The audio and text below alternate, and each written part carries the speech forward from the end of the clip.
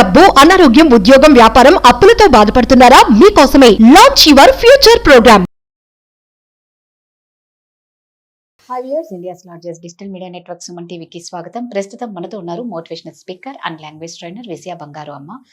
ఇప్పుడు మనం మాట్లాడే టాపిక్ వచ్చేసి అమ్మాయికి అబ్బాయికి ఇద్దరికి వర్తిస్తుందమ్మా. ముఖ్యంగా టీనేజ్ లో పిల్లలు ఏం చేస్తారు, చదువుకునే టైంలోనో లేకపోతే ఉద్యోగం చేసే టైంలోనో బిజినెస్ చేసే టైంలోనో యంగ్ ఏజ్లో లైఫ్లో సెట్ అవ్వాలి.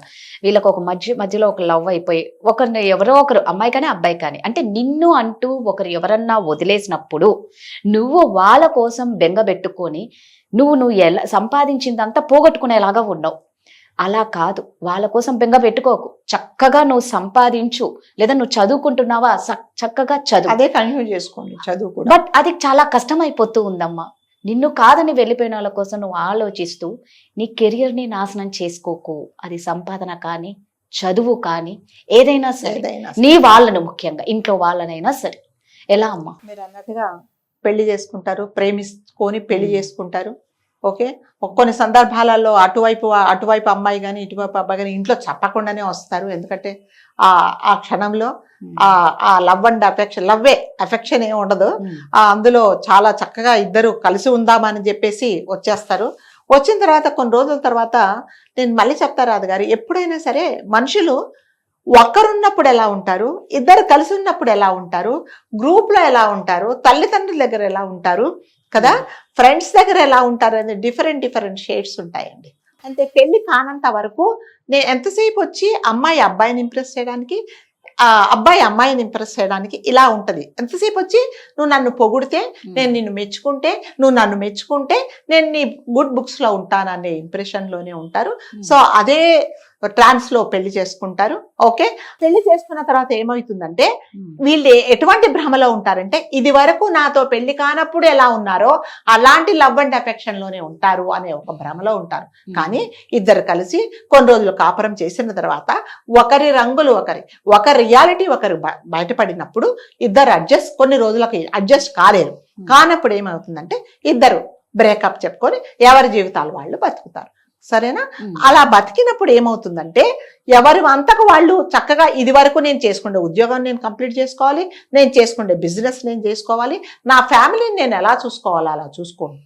అది నిజంగా మెంటల్ స్టెబిలిటీ. అలా కాకుండా ఏం చేస్తున్నారంటే వెళ్ళిపోయిన అమ్మాయి కోసం కానీ వెళ్ళిపోయిన అబ్బాయి కోసం కానీ 24 గంటలు వాళ్ళ కోసం ఆలోచించి వాళ్ళ జీవితాలు వాళ్ళు నాశనం చేసుకుంటున్నారు. కానీ మిమ్మల్ని వదిలేసి వెళ్ళిపోయిన వాళ్ళు బాగున్నారు, వాళ్ళ జీవితంలో ఎటువంటి చేంజెస్ లేవు, వాళ్ళు ఇంకా హ్యాపీగా ఉన్నారు అని మీరు ఆలోచించుకోవట్లేదు.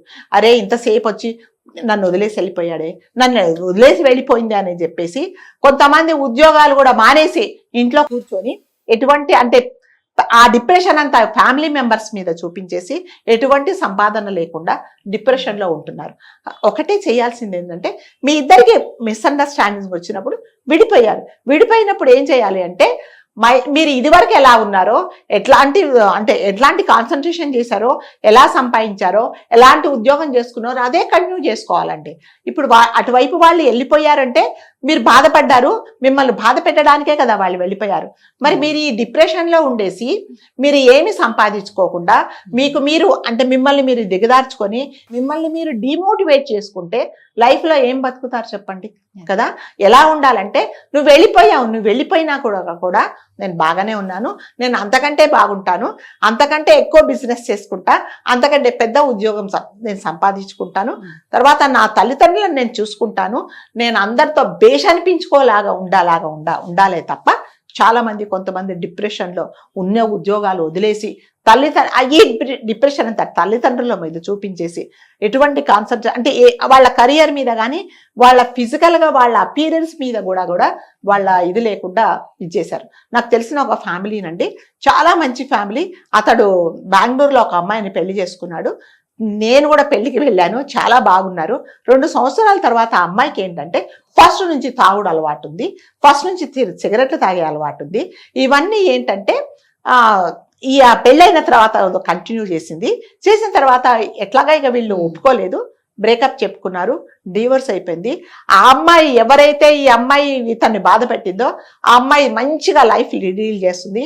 ఇతను మాత్రం ఉన్న ఉద్యోగాన్ని మంచి MNCలో చేసే అతను ఉద్యోగాన్ని వదిలేసి ఇంట్లో ఈ ఫ్రస్ట్రేషన్ అంతా ఇంట్లో వాడి తల్లిదండ్రుల మీద చూపిస్తూ ఉద్యోగం లేకుండా ఇంట్లో పిచ్చివాడిలాగా ఉన్నాడు. ఇప్పుడు ఎవరు బాగుపడ్డారండి కదా? ఆమె బాగుపడింది, ఆమె స్వార్థం ఆమె చూసుకుంది. ఇందులో నీ తప్పు ఏమన్నా ఉందా? ఈయన తప్పు ఏమీ లేదు. అంటే కొంతమంది ఏం చేస్తున్నారంటే వాళ్ళ జీవితాలు వాళ్ళే పాడు చేసుకుంటున్నారు. అంటే వాళ్ళు నేర్చుకోవాల్సింది ఏంటంటే వాళ్ళు విడిపోయినప్పుడు వాళ్ళు నిన్ను బాధ పెట్టాలనే నీ తప్పు లేకుండా, నీ తప్పు ఎటువంటి తప్పు లేకుండా నువ్వు నీ అంతకు నువ్వు వాళ్ళు నిన్ను వదిలేసి వెళ్ళినప్పుడు నువ్వు ఎందుకు దిగదార్చుకుంటావు? నీ జీవితం ఎందుకు నాశనం చేసుకుంటావు? సరే నువ్వు వెళ్ళిపోయావు అంటే కొంతమంది కంటే ఒక మంచి వాళ్ళతో ట్రావెల్ చేయడానికి కూడా అదొక ప్రాప్తం అనేది ఉంటుంది అంతే కదా.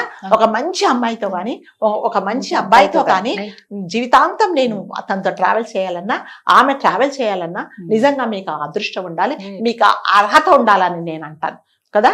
అలాంటి అర్హత లేనప్పుడు ఏం చేస్తారంటే వెళ్ళిపోతాం. ఎందుకంటే నాకు ఆ వాల్యూ తెలియదు, అతని వాల్యూ కానీ అబ్బాయి వాల్యూ కానీ అమ్మాయి వాల్యూ తెలియకుండా నేను వెళ్ళిపోతాను. వెళ్ళిపోయినప్పుడు ఏమవుతుందంటే అది నీకే నష్టం, నాకే నష్టం లేదు. నేను ఇలాగే ఉంటా, నేను ఇంతకంటే ఇంకా నేను పైగా గుర్తా, నేను ఇంకా ఎక్కువ సంపాదిస్తా, నేను జీవితంలో ఇంకా బాగుపడతా.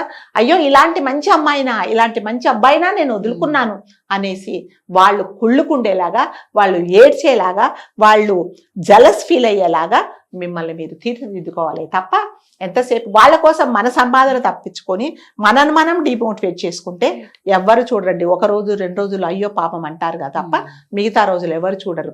అప్పుడు నన్ను ఎవరు చూసుకుంటారు? ఎవరు చూసుకోరు కదా. నిజంగా అమ్మాయిని కానీ అబ్బాయి కానీ మీరు అలాంటి డిప్రెషన్లో ఉంటే ఎవరైనా చూస్తారా? చూడు నీకు నువ్వే చూసుకున్నావు, చేతులారా చేసుకున్నావని కూడా అంటారు.